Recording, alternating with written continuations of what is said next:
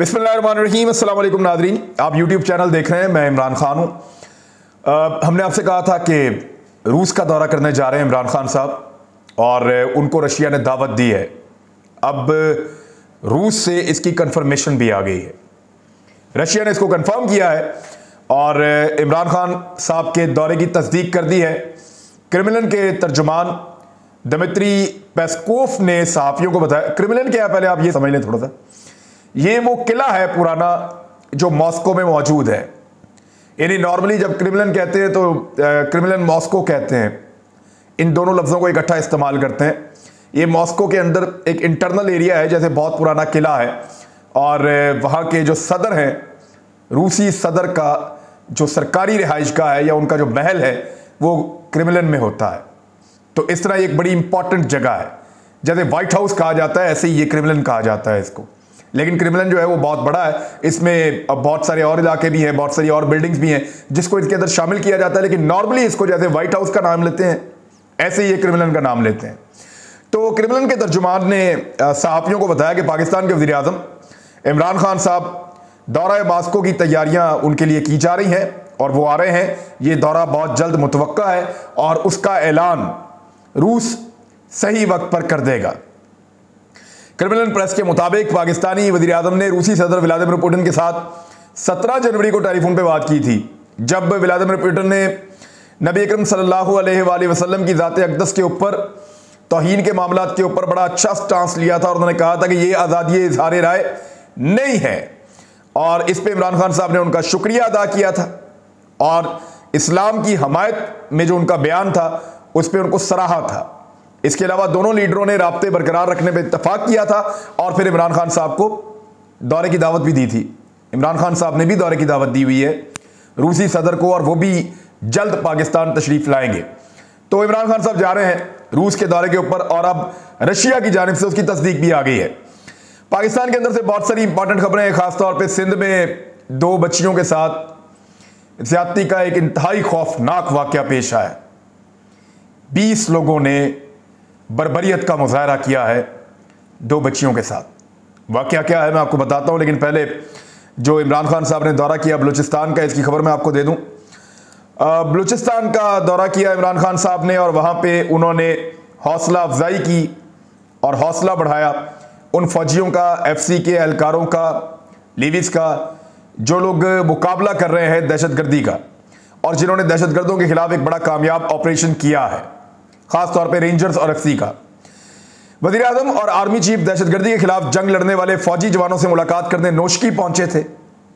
वज़ीर आज़म के साथ वज़ीर खारजा भी थे शाह महमूद कुरैशी और वज़ीर दाखिला भी थे शेख रशीद अहमद। नोशकी में फौजी जवानों से खिताब करते हुए इमरान खान साहब ने कहा कि दहशतगर्दी के वाक़े की चीन में खबर मिली। दहशतगर्दों को शिकस्त देने वाले जवानों को खराज तहसीन पेश करता हूँ। फौज के जवानों को पैगाम देने के लिए नोशकी आया हूँ। पूरी कौम पाक फौज के जवानों के साथ खड़ी है। हमें अपने जवानों पर पूरा एतमाद है। हमें एतमाद है पाकिस्तान में किसी किस्म की दहशतगर्दी कामयाब नहीं हो सकती। फिर इमरान खान साहब ने यह फैसला किया और यह ऐलान किया गया कि रेंजर्स और FC की तनख्वाहों में 15% इजाफा किया जाएगा और ये एक बड़ी अच्छी खबर है रेंजर्स और FC के जवानों के लिए। उन्होंने कहा कि अपनी कौम के लिए जान देने वालों का खास रुतबा होता है। गैर मुल्की कुव्वतें पाकिस्तान को तकसीम करना चाहती हैं। बलूचिस्तान में इतनी तरक्की होगी कि दहशतगर्दों की कोई बात भी नहीं सुनेगा। CPEC के अगले फेज में सबसे ज्यादा फायदा बलूचिस्तान को होगा। चीनी सदर ने भी यकीन दहानी करवाई है कि CPEC के अगले फेज में सबसे ज्यादा फायदा बलूचिस्तान का होगा। उन्होंने कहा कि दुनिया में महंगाई का तूफान आया हुआ है, पूरा एहसास है इस बात का। हम तनख्वाहदार तबका, ये मैं आपको पहले भी कह चुका हूं कि एक्चुअली जिन लोगों को मार पड़ रही है, मजदूर मजदूरी बढ़ा लेता है, जो ताजर है वो अपना मुनाफा बढ़ा लेता है, जो सरमायादार है वो अपनी चीजें महंगी देना शुरू कर देता है। हर शख्स अपना अपना हिस्सा निकाल लेता है। महंगाई की सूरत में किसान को भी उसका हिस्सा मिल जाता है, अजनास की कीमत ज्यादा हो जाती है, लेकिन तनख्वाहदार तबका पिस जाता है। उसी पे इमरान खान साहब ने कहा कि तनख्वाहदार तबका जो है उसको सपोर्ट देने की पूरी कोशिश कर रहे हैं। जैसे जैसे मईशत बेहतर होगी तनख्वाहों में इजाफा करते चले जाएंगे। साथ ही उन्होंने कहा कि टैक्स कलेक्शन बहुत बढ़ गई है, जल्द ही अवाम को मजीद रिलीफ फराम करेंगे और एक बड़ी शानदार रोड बनने जा रही है और पाकिस्तानी इससे बहुत फायदा उठाएंगे। ये चमन से कोयटा और कोयटा से कराची जाएगी और ये एक हाईवे है, एक बड़ी हाईवे, और इस हाईवे से पाकिस्तान को बहुत फायदा होने जा रहा है। इस पे भी काम हो रहा है। इमरान खान साहब ने इसके बारे में बताया। उन्होंने एक इंटरव्यू भी दिया, लेकिन वो मैं आपको बाद में बताता हूं। पहले जो 2 बच्चियों का अफसोसनाक वाकया पेश आया सिंध में, उस हवाले से मेरे पास कुछ इत्तलात मौजूद हैं। हलीम आदिल शेख साहब ने एक प्रेस कॉन्फ्रेंस भी किया, जो अपोजिशन लीडर हैं, और उन्होंने कुछ बड़ी इंपॉर्टेंट फैक्ट्स इसके बारे में बताए। मैंने जब तस्दीक की वहां पे मकामी जो हमारे नुमाइंदगान हैं उनसे, तो उन्होंने भी बेशतर जो नुकात हैं जो हलीम आदिल शेख साहब ने कहे, उनकी उन्होंने भी तस्दीक की है। ये वाकया हुआ क्या है? मीरपुर खास से खबर रिपोर्ट हुई है, सिंध के शहर नौकोट में लाकानूनियत और जुल्म की इंतहा हो गई है। सफाक दरिंदों ने दूसरी कम्युनिटी से ताल्लुक रखने वाली 2 लड़कियों को घर से अगवा करके पूरी रात इज्तिमाई ज्यादती का निशाना बनाया, जबकि पुलिस खामोश तमाशाई बनी रही। एतवार को नौकोट थाना की हुदूद में असला बरदार मुल्ज़िमान एक घर में घुस गए। 13 साला बच्ची समेत 2 लड़कियों को अगवा करके ले गए। अहले खाना के ऊपर टॉर्चर भी किया। अहले खाना ने थाने में जाकर वाकया दर्ज करवाया, बताया कि क्या हुआ, कौन लोग थे, लेकिन पुलिस ने कोई कार्रवाई नहीं की। खवातीन को बाजियाब करवाने में पुलिस मुकम्मल तौर पर नाकाम रही। मुल्ज़िमान सारी रात उन बच्चियों के साथ इज्तिमाई ज़्यादती करते रहे, उनको टॉर्चर करते रहे और उन्हें बेईमाना तशद्दुद का निशाना बनाते रहे। बाद अगले रोज लड़कियों को एक पुलिस एहलकार के घर छोड़कर, उनकी दीदा दलेरी आप देखें कि पहले घर पे गए मुसल्ला, उन सबको मारा कुटा, उनसे 2 लड़कियां छीनी, उनको असले के जोर पे ताकत के बलबूते पर अगवा करके ले गए। फिर उनके घर वाले जब पुलिस के पास गए तो इस बात की उनको फिक्र ही नहीं थी। वो सारी रात दरिंदगी करते रहे उन 2 बच्चियों के साथ और जुल्म की इंतहा करने के बाद सुबह होने पर उनकी दीदा दलेरी देखिए कि वो उन बच्चियों को एक पुलिस वाले, यानी एक पुलिस एहलकार के घर में छोड़कर गए कि जनाब ये हमने मुंह काला कर लिया है, लिहाजा ये बच्चियां अब पुलिस वालों को हम देकर जा रहे हैं। पुलिस ने अब कार्रवाई शुरू की है क्योंकि ये खबर निकल गई और बहुत दूर तक फैली है। बच्चियों को लगातार धमकाया जा रहा है। जो लोग धमका रहे हैं उनके बारे में आपको बताता हूं। और अभी दिलबर तंगड़ी, अता तंगड़ी और अनीर तंगड़ी समेत 12 मुल्जिमान को गिरफ्तार किया है 20 में से, जबकि 8 मुल्जिमान अभी तक फरार हैं, वो नहीं पकड़े गए। मैंने वो इंटरव्यू सुना बच्चियों का रोते हुए, बहुत दुख हो रहा था, ऐसे दिल फट रहा है। और वहां के सहाफ़ी जो है वो उनसे सवालात कर रहे हैं बच्चियों से, वो बेचारी क्या जवाब देंगी अब, या किस तरह जवाब दे सकती हैं। वो बस रोती जा रही थी और कुछ वीडियोस में वो जवाब भी दे रही थी। उनके घर की खवातीन वो बता रही थी हमें धमकाया जा रहा है, हमें यह भी कहा जा रहा है कि कोई बयान मत दो, किसी से बात मत करो, और हमें दीवार के साथ लगाया जा रहा है और जुल्म और ज्यादती बहुत ज़्यादा हुई है। जिन बच्चियों के साथ हुई है उनके तो आंसू ही नहीं रुकते और वो रोना ही बंद नहीं हो रही। ये वहाँ के मीडिया के लोग बता रहे हैं। बहरहाल बैरिस्टर मुर्तज़ा वहाब है सिंध हुकूमत के, वो कहते हैं जी कि नोटिस ले लिया है और एक्शन लिया जाएगा, लेकिन सिंध में नॉर्मली जो जुल्म होते हैं उनके ऊपर एक्शन नहीं होता। अपोजिशन लीडर ने क्या कहा है? उन्होंने कहा कि राजपूत बरादरी की 2 बच्चियां हैं जिनके साथ ये ज्यादती का वाकया हुआ है। Opposition leader Sindh assembly Haleem Adil Sheikh साहब ने इस पर प्रेस कॉन्फ्रेंस की है। उन्होंने कहा कि यह बड़ा अफसोसनाक वाकया है, बच्चियों के साथ इज्तिमाई ज्यादती की गई है और टंगड़ी बरादरी के लोगों ने राजपूत बरादरी की बच्चियों का अगवा किया है, यानी बरादरी की बेस के ऊपर बच्चियों को अगवा किया गया है। पुलिस इस मामले पर खामोश रही है। बच्चियां खुद बता रही हैं कि वाकया क्या हुआ है। पीपल्स पार्टी का एमपीए अब बगरमच के आंसू बहाने के लिए पहुंचा हुआ है। जब बच्चियां अगवा हुई तब उन्हें गैरत आनी चाहिए थी, पुलिस को एक्शन लेना चाहिए था। उन्होंने कहा कि मेरी उनके घर वालों से भी बात हुई है। फकीर हाशिम एमएनए का खास आदमी है, ये वहां के जो एमएनए है उनका खास आदमी है फकीर हाशिम, वो इन मुतासरीन को धमकियां दे रहा है। इस अफसोसनाक वाकये पर सब खामोश हैं।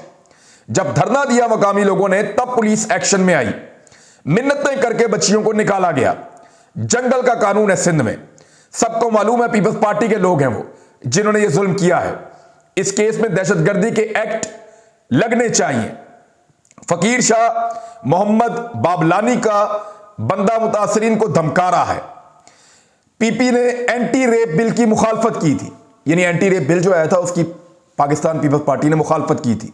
बड़ी तादाद में रेपिस्ट पीपल्स पार्टी की जमात के साथ मौजूद हैं। हमारी तंजीम वहां पर मौजूद है, मैं खुद जाकर मामला देखूंगा, मासूम बच्चियों को इंसाफ दिलाएंगे, ये अली आदिल शेख साहब कह रहे हैं। अब इसमें बेशतर फैक्ट्स मैंने चेक किए हैं, वाकई वो जो लोग हैं वो पीपल्स पार्टी के वोटर्स हैं और पीपल्स पार्टी के सपोर्टर्स हैं और उनको पीपल्स पार्टी के वहां के वडेरे सपोर्ट भी कर रहे हैं और ये बच्चियां और उनके खानदान के ऊपर दबाव भी बहुत ज्यादा है इस बात का कि आप केस को परसू ना करें। अब यहां अगर यह भी केस परसू नहीं करना, यानी कोई सोच सकता है कि इन बड़े बड़े वडेरों की, इन सियासतदानों की, इन हुक्मरानों की, इनके घरों की खवातीन जब बाहर निकलती हैं तो 10-10 गार्ड साथ लेकर निकलती हैं। मैं साफ बात करता हूं, भुट्टो खानदान की खवातीन जब निकलती हैं तो कितने गार्ड्स उनके साथ होते हैं, कितनी हिफाजत में वो जाती है, कुछ सोच भी नहीं सकता कि उनकी गाड़ी को भी छू जाए। इसलिए क्योंकि उनके पास सिक्योरिटी है तो आम आदमी के पास क्यों नहीं है? वजह यह है कि यह मुल्क उन्होंने अपने लिए महफूज बनाया है, आम आदमी के लिए महफूज नहीं रहने दिया। आम आदमी की बच्चियों के साथ जो जुल्म हो रहा है, अगर वैसी सिक्योरिटी इन हुक्मरानों की बच्चियों के लिए भी हो तो शायद ये कुछ काम करें, लेकिन इन्होंने अपने लिए एक अलग दुनिया बनाई हुई है, गरीबों के लिए एक अलग दुनिया बनाई हुई है। 2 बच्चियों को एक घर से उठाकर ले गए, एक ही जगह पे 20 लोग उनके साथ जबर करते रहे, जुल्म करते रहे, दरिंदगी करते रहे। इमेजिन कर सकता है कोई? मेरे ख्याल में सिंध हुकूमत को जागना चाहिए और इसके ऊपर एक्शन लेना चाहिए, वरना जो कुछ भी अपोजिशन वहां पे कह रही है फिर उसको तस्लीम करना पड़ेगा। इमरान खान साहब ने एक इंटरव्यू दिया चाइनीज मीडिया को, यह बहुत इंपॉर्टेंट है, आपके साथ मैं शेयर कर लेता हूं। इंटरव्यू में उन्होंने 5 चीजों में बात की है इमरान खान साहब ने, और चीनी टीवी CGTN को उन्होंने एक इंटरव्यू दिया है। 5 चीजें।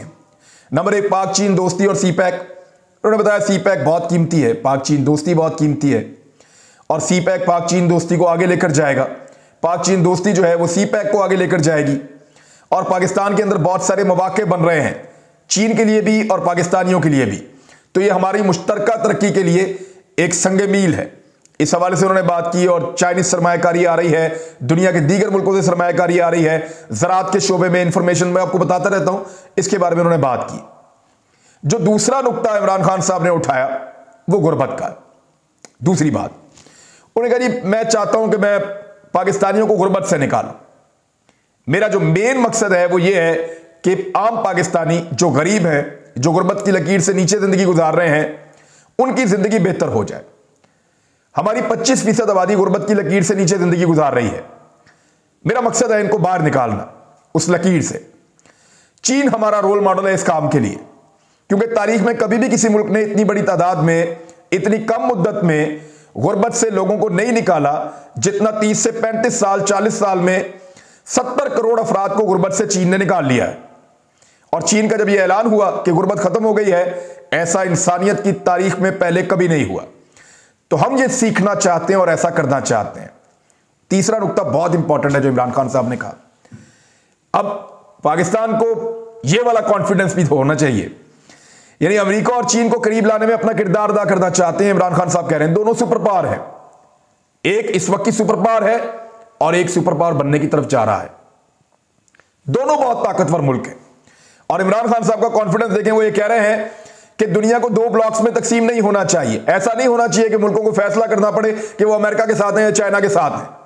इससे इस दुनिया को नुकसान होगा, किसी को कोई फायदा नहीं होगा। यूरोपीय यूनियन को मैंने बनते हुए देखा और देखा कि तमाम यूरोपीय ममालिक में मेयार जिंदगी बेहतर हो गया जैसे जैसे वो लोग करीब आए। मैं उम्मीद करता हूं यह कशीदगी एक सर जंग की शक्ल इख्तियार नहीं करेगी और जहां हमें यह फैसला करना पड़े कि हम चीन के साथ हैं या अमेरिका के साथ हैं। हमारे अमेरिका के साथ बहुत अच्छे ताल्लुकात हैं और चीन के साथ इंतहाई मजबूत बरादराना ताल्लुकात हैं।